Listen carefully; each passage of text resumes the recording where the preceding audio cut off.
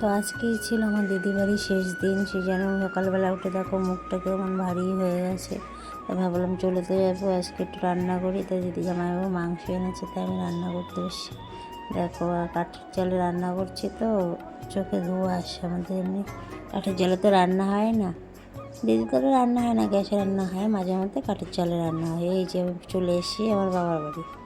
অনেকদিন তালে এই বছর এখনও তালে বড়া খাইনি, তাই তালে বড়া খাবো। তাই আমার মা তালে বড়া করবে, সে কারণে তাল টাল ছুলে নিচ্ছে। এই যে আমার কতগুলো পাপা চলে এসছে, তো সবাই তাল ছুলবে। সবাই আমার মায়ের সঙ্গে সবাই বসে গেল তাল ছুলতে।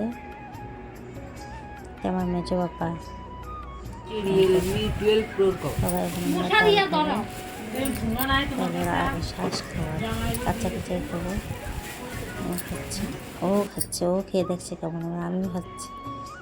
ছোটোবেলায় অনেক খেতাম, এখন আর খাওয়াই হয় না, তাই আজকে মনে করলাম একটু খাই, কেমন লাগে দেখি, তাই খাচ্ছি।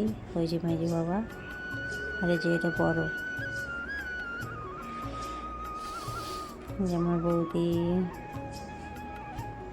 ওরা কিন্তু কেউ জানে না আমি ভিডিও করছি, সেই জন্য ভালোভাবে সে করতে পারলো না। যাই হোক আমি খেয়ে যাচ্ছি, খাওয়ার আমার শেষ হচ্ছেই না।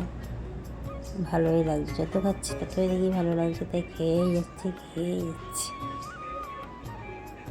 দেখো তাল নেওয়ার পরে এরকম হলো, সবগুলো ঘষে নিয়ে এরকম হলো। কালারটা কি সুন্দর, তালটাও মিষ্টি ছিল।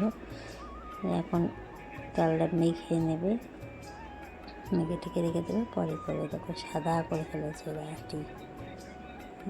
মেজো তো সবসময় পাশ থাকবে।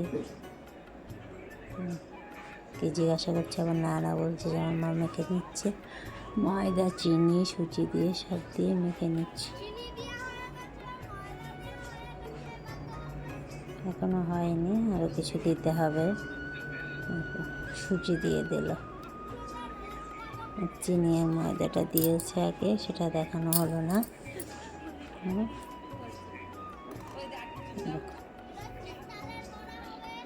সুজিটা দিলে কি একটু মচমচে হয়, ভালো লাগে খেতে। চিনি দিয়েছিল আগে, কিন্তু কম হয়ে গেছে, সে কারণে আর একটু চিনি দিয়ে দিল, তাতে একদম ভালো মিষ্টি হয়। ভালো করে দিয়ে দিল, মাখা টাকা হয়ে গেছে। দেখো বদমাইশ দেখাচ্ছে, বাবা পোজ দিল।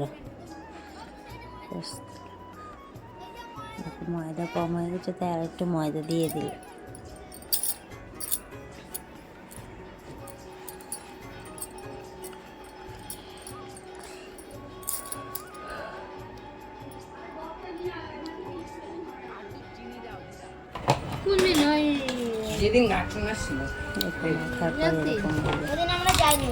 মাখা টাকা হয়ে গেছে। দেখো আমাদের বড়া দিচ্ছে কড়াইতে, পাতলা হয়ে গেছে, বড় করেছে। কড়াইটা দেখেছো 50 বছর পুরনো। ফাইনালি এই যে আমাদের বড়া।